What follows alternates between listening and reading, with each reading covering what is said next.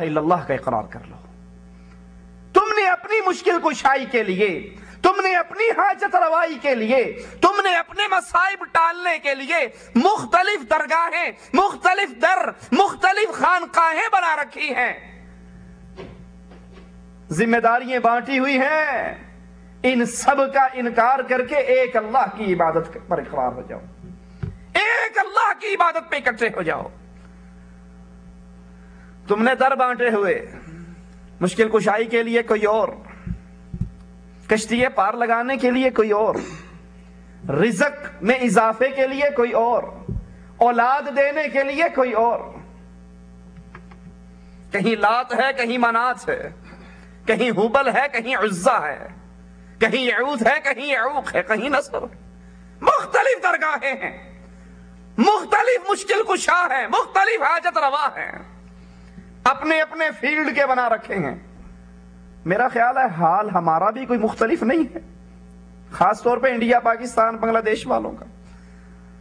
ہم نے بھی تقسیم کر رکھی ہے یا نہیں؟ کسی کو اولاد لینی ہو اور ہو پاکستان والا تو کہاں جائے گا؟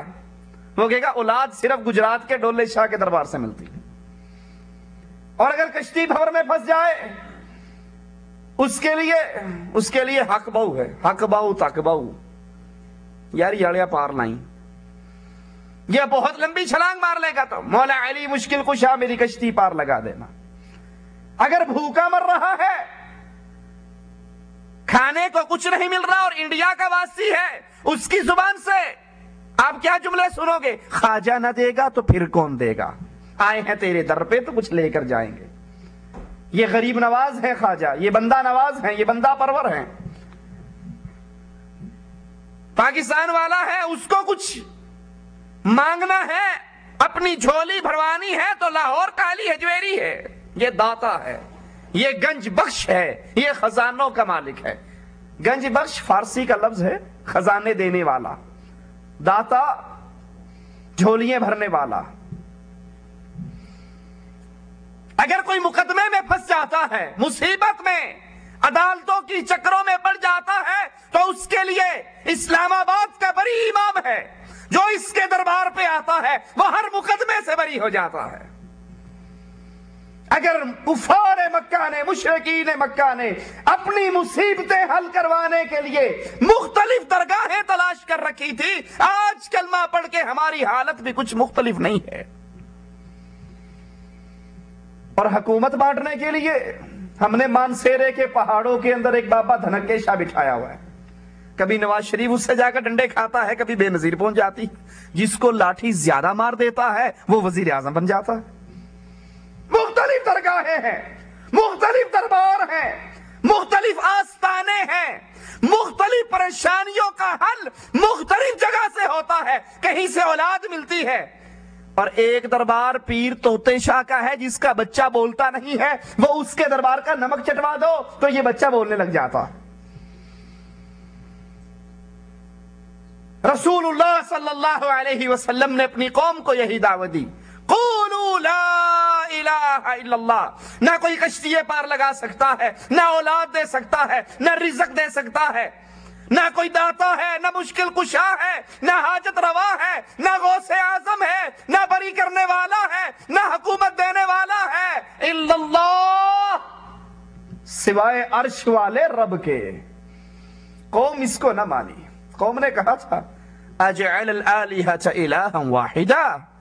کیسی عجیب بات کرتے ہو، ہم نے مختلف ڈپارٹمنٹ بنا کر تقسیم کر رکھی ہے، تم کہتے ہو ساروں کو چھوڑ کر ایک اللہ کی بات مانے. قوم کے اس جواب پر آئیے ذرا قرآن سنیے. قل افغیر اللہ تأمرونی اعبد ایھا الجاہلون. اے نبی ان کفار مکہ سے کہہ دیجئے، افغیر اللہ، میں کہتا ہوں سجدہ اللہ کے لیے، میں کہتا ہوں رکوع اللہ کے لیے، میں کہتا ہوں نظر اللہ کے لیے، نیاز اللہ کے لیے، قربانی اللہ کے لیے، خوف اللہ سے، امید اللہ سے، بھروسے اللہ پر، توکل اللہ پر.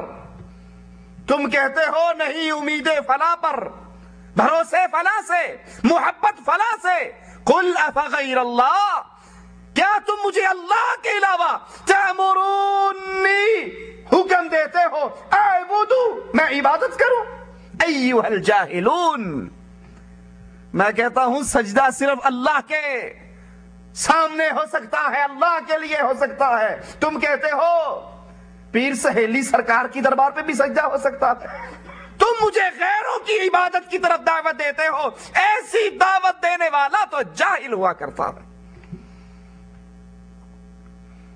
وَلَقَدْ أُوحِيَ إِلَيْكَ وَإِلَى الَّذِينَ مِن قَبْلِكَ، اے محمد علیہ الصلوۃ والسلام، ہم آپ کی طرف بھی وحی کر رہے ہیں، اور آپ سے پہلے جتنے انبیاء گزرے ہم نے سب کو وحی کر کے ایک قانون، ایک دستور، ایک نظام، ایک بات ان تک ہم نے پہنچائی ہے جو آپ تک بھی پہنچا رہے ہیں۔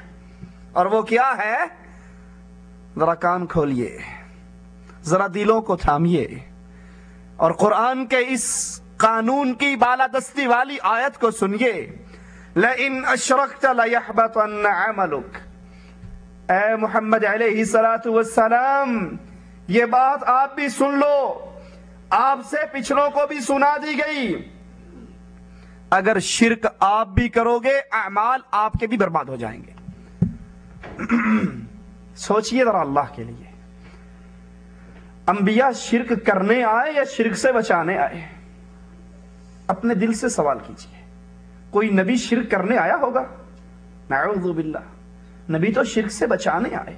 رسول اللہ صلی اللہ علیہ وسلم فرماتے ہیں، لوگو میں تمہیں تمہاری پشتوں سے پکڑ کر کھینچتا ہوں، جہنم سے بچاتا ہوں، نکالتا ہوں، تم اپنے دامن کو چھڑا کر پھر جہنم میں گر جاتے ہو۔